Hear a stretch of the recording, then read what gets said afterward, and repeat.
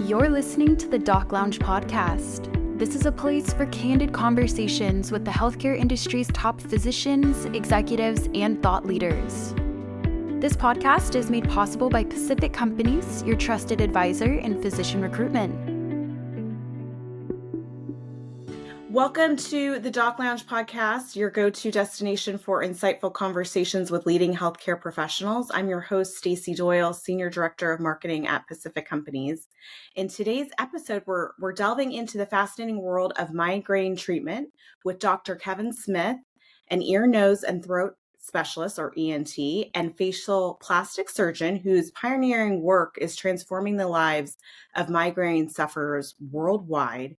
Dr. Smith is the author of The Migraine Imposter, a book that explores the often overlooked link between nasal abnormalities and chronic migraines.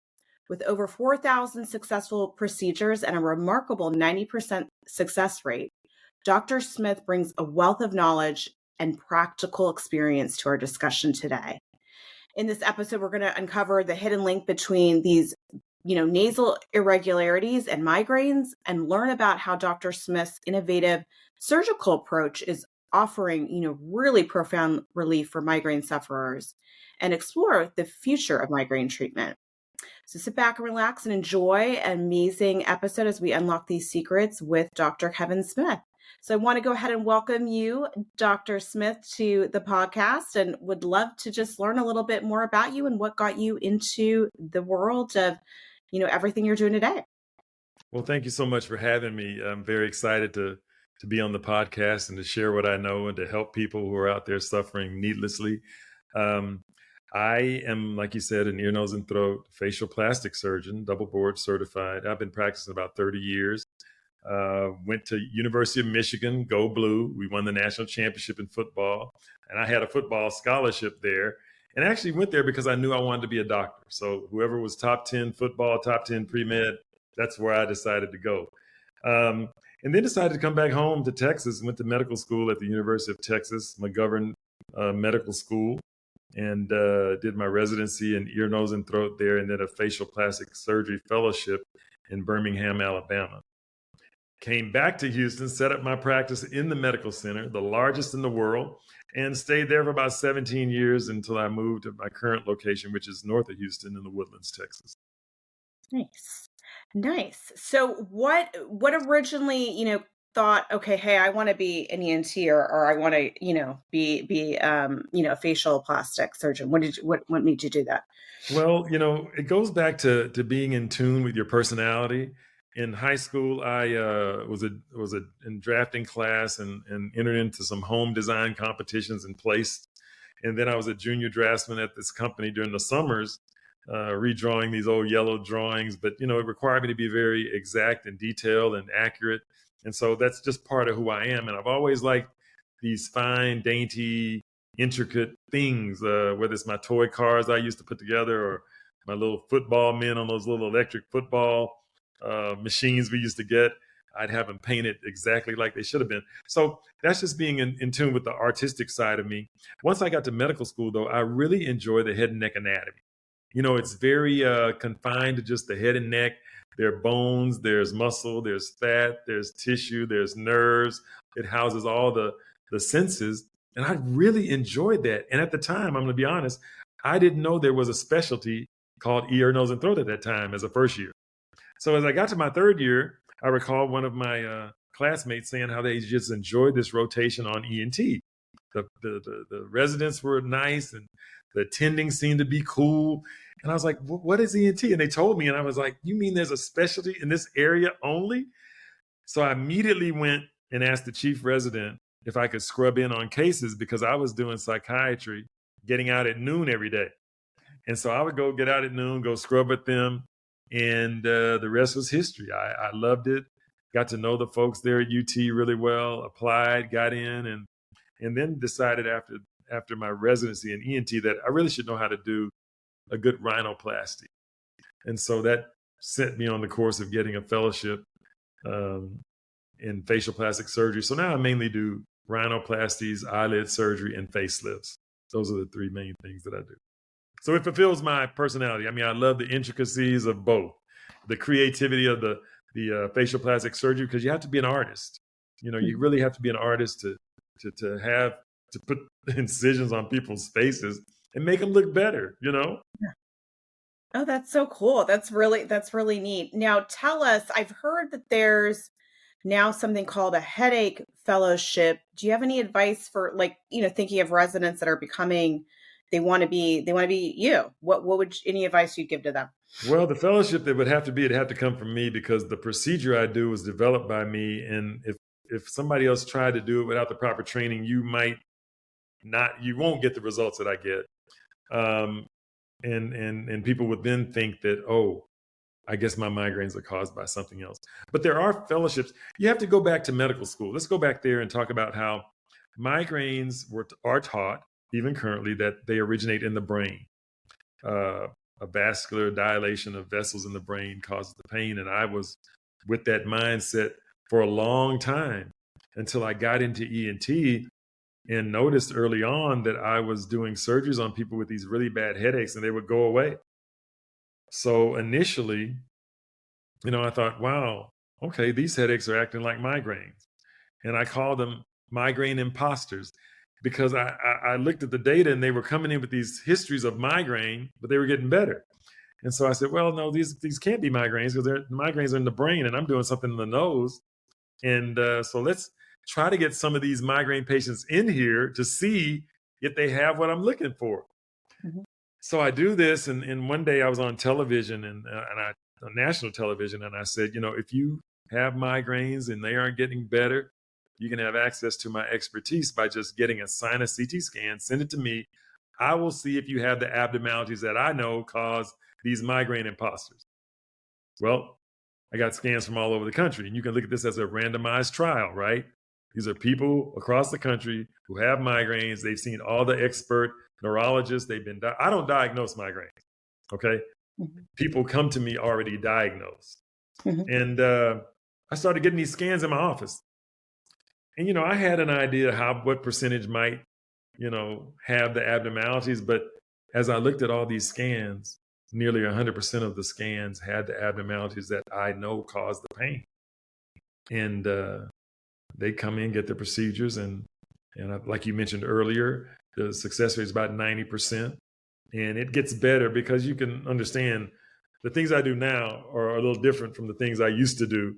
And I've refined it every time I go. I learn something about what it takes to really get a high percentage of success when you do what I call the Smith sinus migraine technique.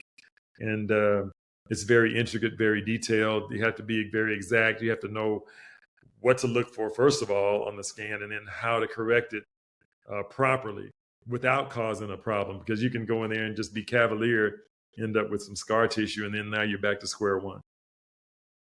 Wow. Well, this sounds, obviously like really a big discovery, and something that, can really impact and change a lot of people's lives, and a lot of people that are, suffering with migraines. Were you a little bit hesitant and skeptical? It sounded like you kind of went in it the right way, where you said, hey, if you have this, send me your scan, and then let's see if this approach works. Right. How did you kind of navigate that when you first started? Well, that's a very, very good question. And it's one that is a very thoughtful question and needs a thoughtful answer. I am a puzzle solver. I've always been very curious. And in medicine, they call it the practice of medicine. I was actually doing that. I was doing a procedure and looking at the results, looking at the data, do the procedure and look at the results. And the more I did it, the more I learned, and the more I just had to be honest. And at first I was using terms like, if you have migraine-like headaches, it was all a transition. If you have migraine imposter headaches, mm-hmm. because I had to get the term migraine in there to get the migraine people in here, because migraine people think differently about, do you have a headache? Mm-hmm. Or do you have a migraine? So if you don't mention migraine, you just say, oh, I help people with headaches, or get rid of people with really bad headaches, the migraine folks are like, no, that's not me.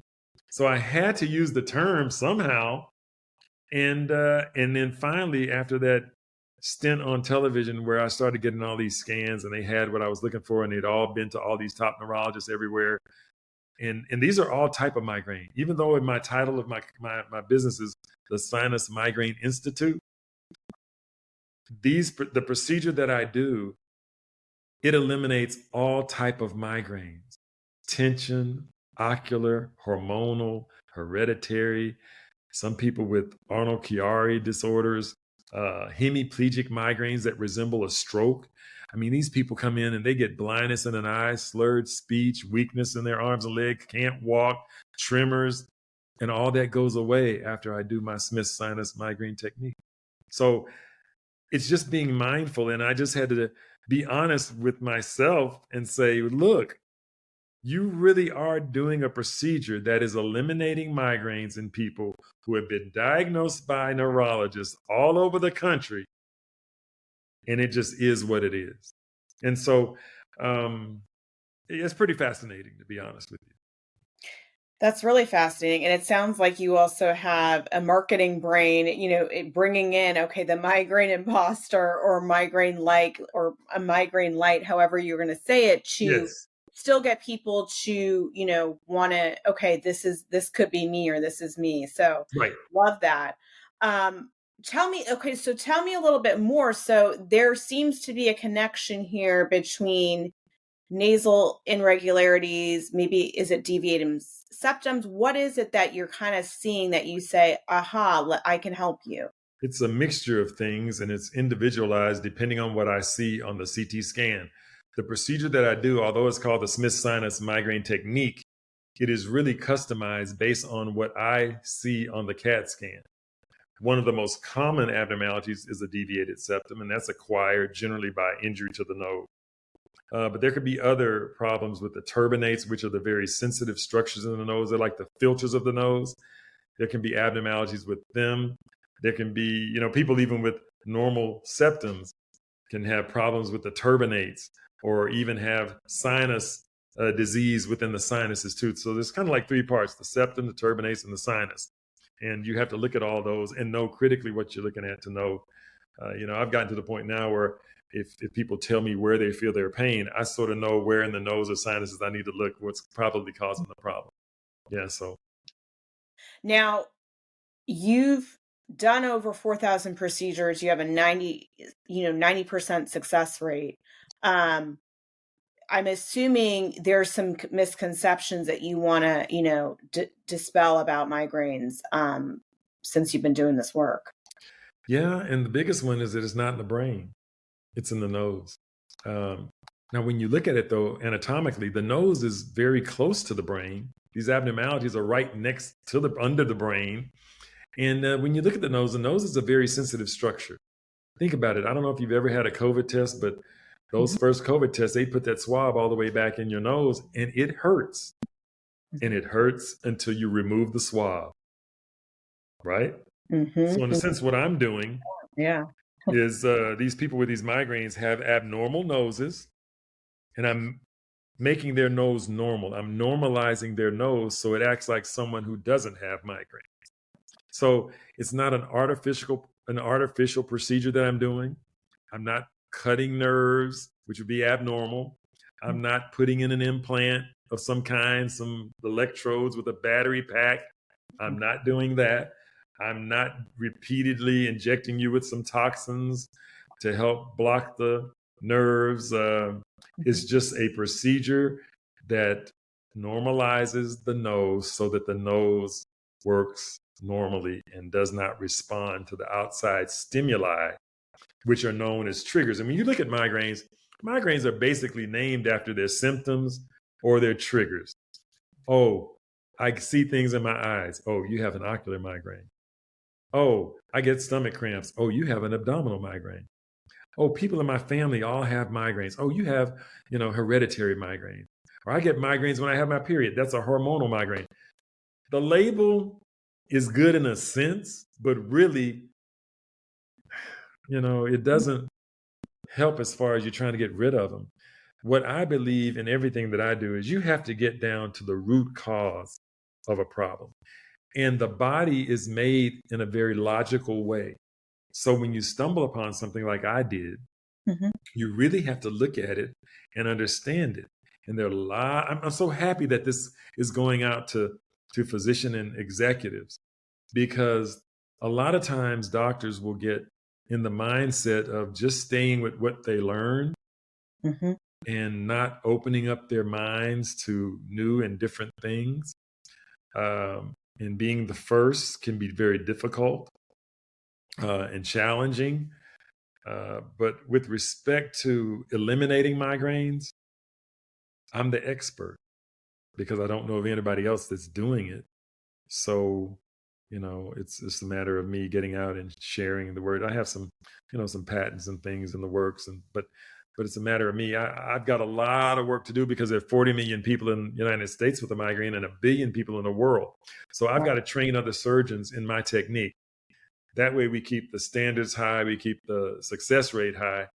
Because I used to tell people, yeah, go see your ENT, let them do it. And it just didn't work because, as you can imagine, there are different levels of expertise as far as surgical skill amongst ENTs and approaches to things. And so, yeah, I have to be the one to train the person to go out and do the procedure. So tell us, because I'm curious, is there, obviously you said you have patents and you're looking at that and training, is there a way that right now, if an ENT wanted to learn this, they could be, taught by you? Not right now. I'm writing the training manual as we speak. And I'm thinking there's a couple approaches. One would be to have, I think it would be, it's kind of tough. It just depends on how long it takes people to grasp it. And the problem is going to be training, but there's things I'm looking at as far as training tools to help doctors, whether it be videos or a course, or courses, or probably all of it is what's going to happen. And where I have to go through and go step by step on, you start with the CT scan review, then how do you formulate the surgical plan? Take care of the patients post-operatively too. And some people that are in that 10%, they'll do well for a few months, but then they'll start having headaches. And you have to know what to look for in that regard. It's like, it's in the nose and the sinuses, because that's the location of where the origin is. And training will be very important, because I'm one that just doesn't want to go willy-nilly out there and have people doing things and have the poor patients not getting it done properly, so that they leave going, well, I guess my migraines weren't caused by the problem in the nose. It must be a true migraine. They fall back on, it must be my hormones, or it must be the wine that I'm drinking or the cheese that I'm eating. And it's just your nose responding to those triggers and causing the pain because your nose is abnormal. That's the simplest way to think about it. So fascinating. And I love that you're, looking at ways to really kind of, broaden this, innovative way of helping people with migraines. Now tell me, if somebody is suffering right now and they wanted, you to help them, what can they do? What are the next steps there? Well, if you're in or around Houston, you just make an appointment by calling the office at 713-795-0600. But we get a lot of people from out of town as well, and we have them all the time. And for out of town patients, it's very easy. You go to your doctor and you ask for a sinus CT scan. And if you have trouble getting the code or need the code, you can always call my office, and my receptionist can give you the code to give you your doctor, so they know exactly what to order. Once you get the scan, you can ask the facility to mail the disc to me. I don't want to see the report, because the report doesn't hold everything on it that I know to look for and that I need. Send me the disc. I'll review the disc personally, and I give the patients a call and say, you're a candidate. It's funny, I used to say, send me a disc to see if you are a candidate. Now it's to the point where if you say you have migraines or chronic headaches of any kind, I just need to see the scan to see what I need to do, because you are a candidate. And these are chronic headaches, just to make sure. Chronic migraines, if it's your first, let me say this, if it's your very first severe headache, you definitely need to see a neurologist and you need to make sure that you don't have an aneurysm or a brain abscess or a tumor or something that might be causing that. That's the first thing I want to say. So you certainly want to see a neurologist for that. And but I think also what's going to come and become a standard is, in addition to a brain scan, will be a sinus CT scan, because when you look at people with chronic migraines, those who get brain scans, 95% of those scans are normal. Interesting. I didn't know that. Yeah. Okay. And I have patients that have had 10 scans in a lifetime. The opposite is true when you add the sinus CT scan. Mm-hmm. Nearly 100% of those people who are not that 5% that had the initial scan that was positive, they have the nasal abnormalities that I know that cause the problem. That's fascinating. I think that's a really good advice for anyone that's listening. If you want to, so just easy. Get a sinus CT scan. Tell your doctor. Don't say you have migraines.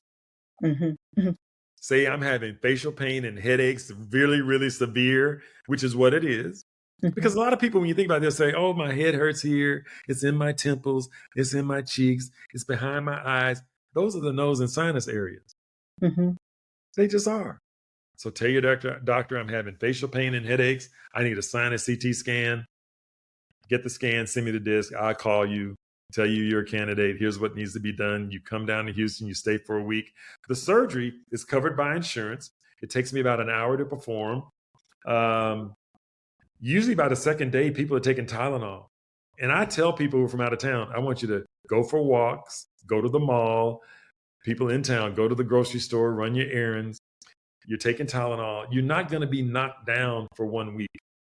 A lot of patients, those who have them every day, will go into surgery with a migraine, come out without the migraine, and say, that was the last day I had a migraine. Wow. Yep. That is incredible. Okay. Yeah. Well, I'm sure you're giving hope to a lot of people that are listening right now. They're like, wow, okay. They need that. They need their lives back. People are living their lives. And it's just incredible, the stories I hear about folks who they might take a bucket from home to working in their car because they're so nauseated, they throw up so much. These are actual stories I've heard. Mm-hmm. They get a hemiplegic migraine and they black out and they can't walk and they have numbness and slurred speech. And they go to the ER and they always get worked up for a stroke, Mm-hmm. And there's nothing on nothing on the brain scan. So they're left with like, dang, I must have had a mini stroke. Mm-hmm. And here's how I'm thinking. Now think about this. There are people who have been told they've had a mini stroke or a TIA, you might have heard of, a transient ischemic attack. And those are real things. However, I have to believe that within that category, there are people who actually have hemiplegic migraines or complex migraine, both of which resemble a stroke. And it's important that we figure out which do they have. So in those people, I think, that have had a TIA or a mini stroke, as they say, they need to get a sinus CT scan and send it to me and have me review it.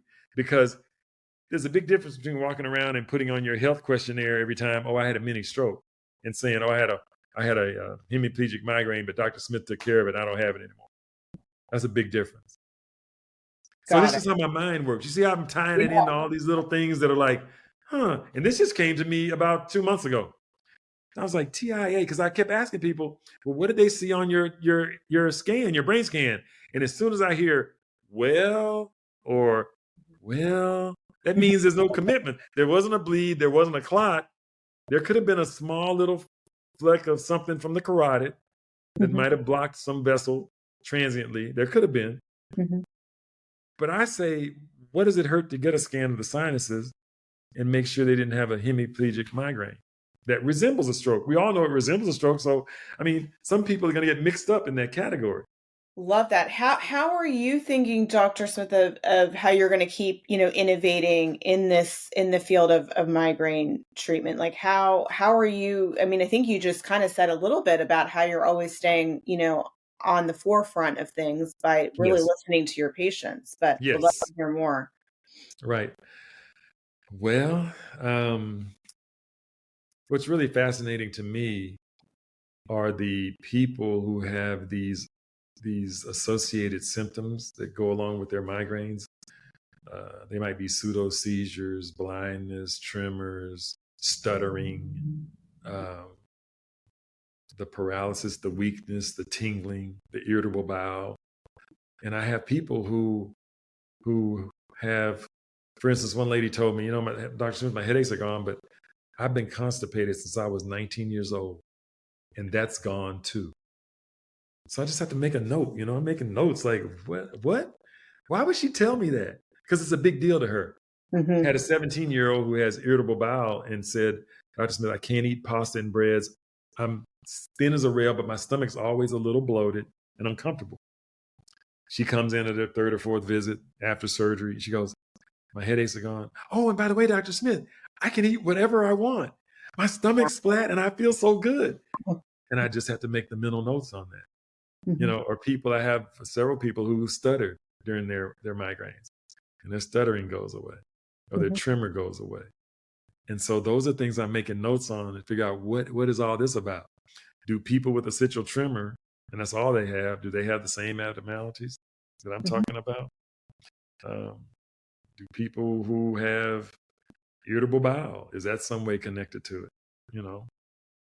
So yeah. There's a lot of work to do. So fascinating. But it sounds like, it's once you listen, really listen to your patients and really kind of give them a holistic way of, approaching how they can, live a better life.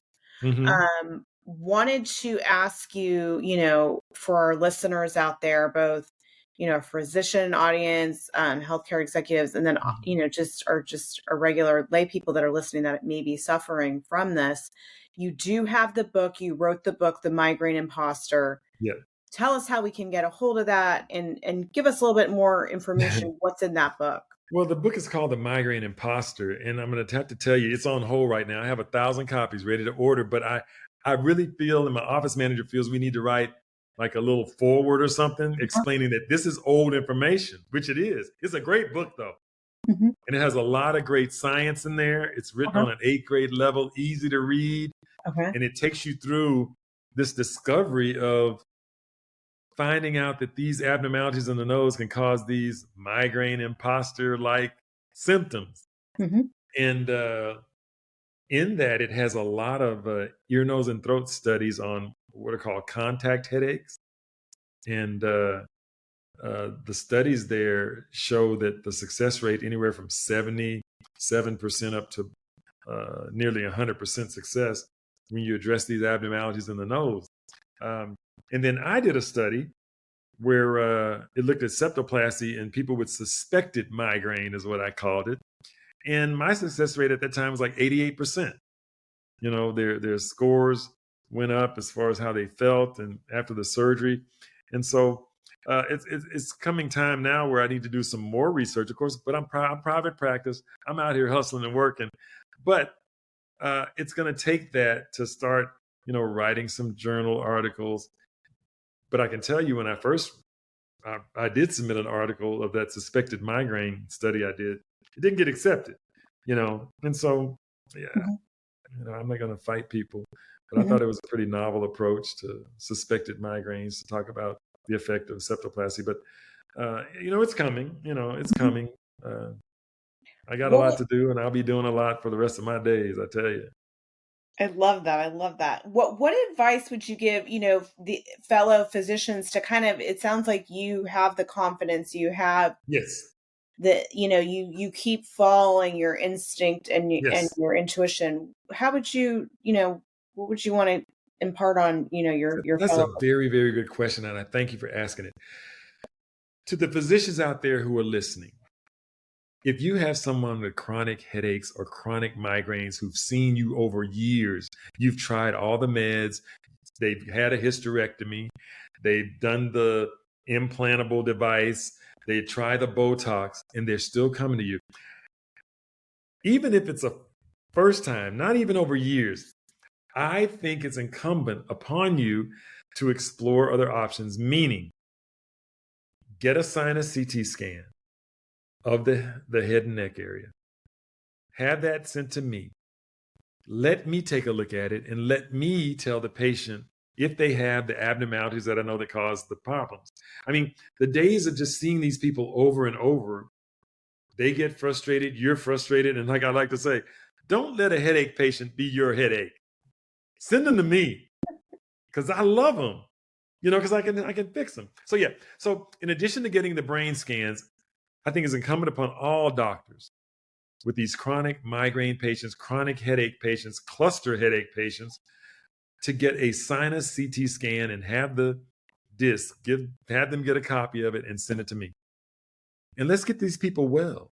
I mean, and you'll be surprised that once patients find out that these doctors have a connection to me and can get them well, oh my God, it spreads through the community like wildfire. So now you get these patients flooding to you because you helped this patient.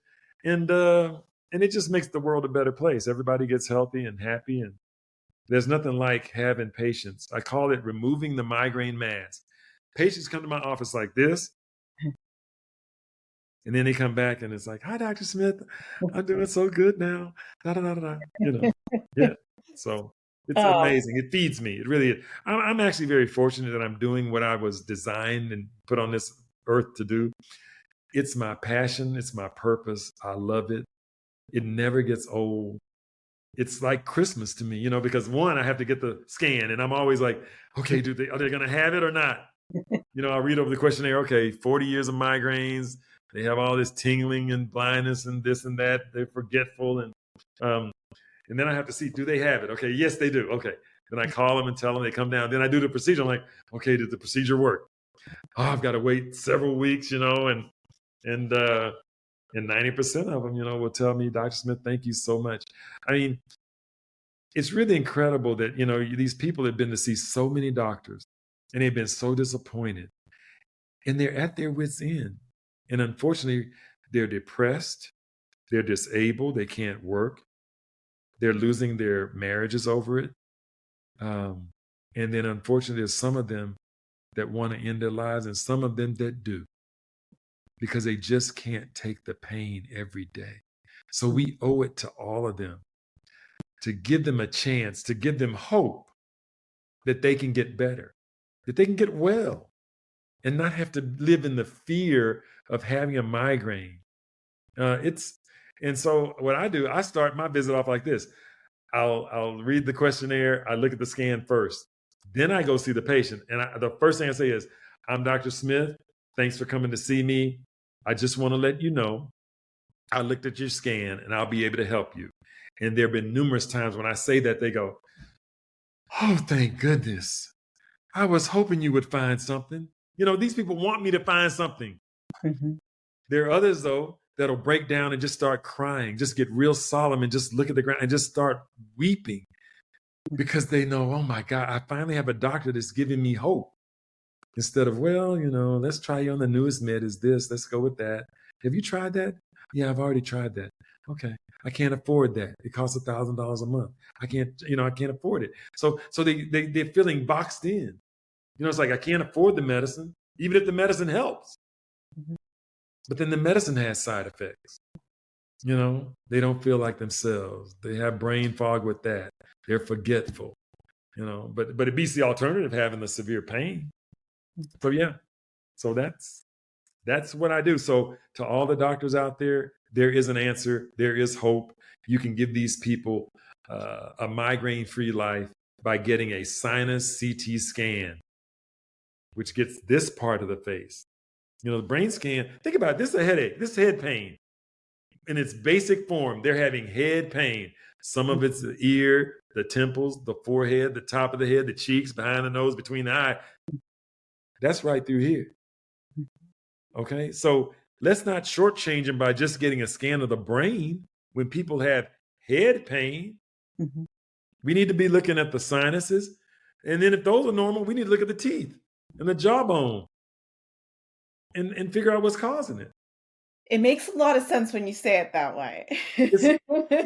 Well, I just like being very logical in my thinking and breaking it down into just basic, fundamental thought processes and explanations.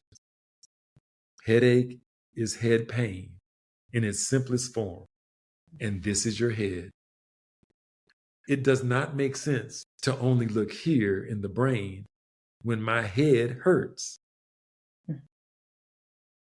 People hit their noses all the time. So you're going to have nasal abnormalities. Either coming through the birth canal, that's the first trauma, or they can inherit it. It could be genetic through a whole line of people. I'm sure there's families that they have abnormalities that show up in their noses like they have anything else that shows up on their body.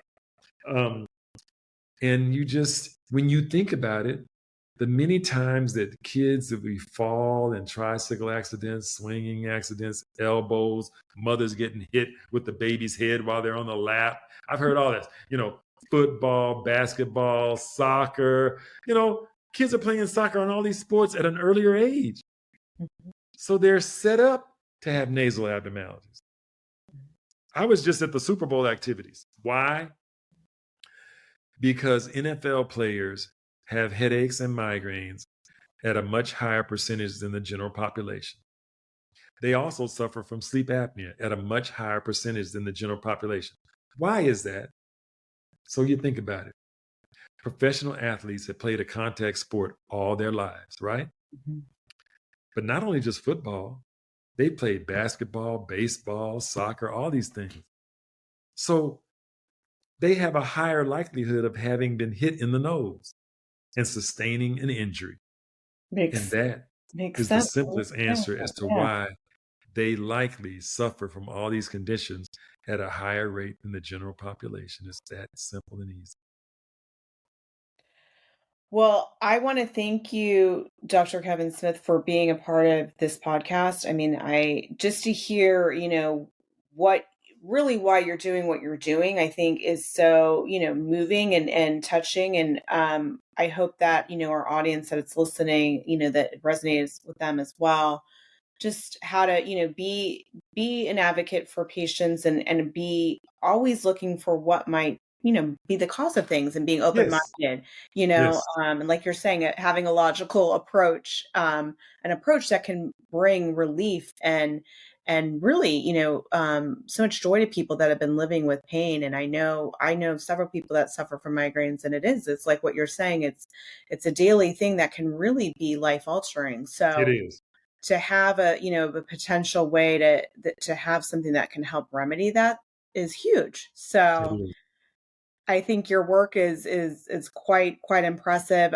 We will definitely put all your information available to anyone listening if they want to, get in touch with you, learn more, or send you their scan. Right. Good. But thank you so much for being a part of this. Well, thank you so very much for having me. I really appreciate it. And I appreciate all that you do by having a podcast that allows us to talk and tell people what we do. Thank you so much. You're very welcome. Thank you to all of our listeners. If you would like to be notified when new episodes air, make sure to hit that subscribe button. And a big thank you to Pacific Companies. Without you guys, this podcast would not be possible. If you would like to be a guest, please go to www.pacificcompanies.com. Thank you.